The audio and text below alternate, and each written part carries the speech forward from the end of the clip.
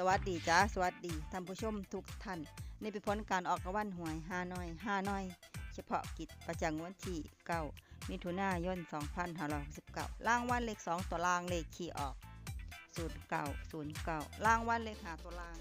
เลขคี่ออก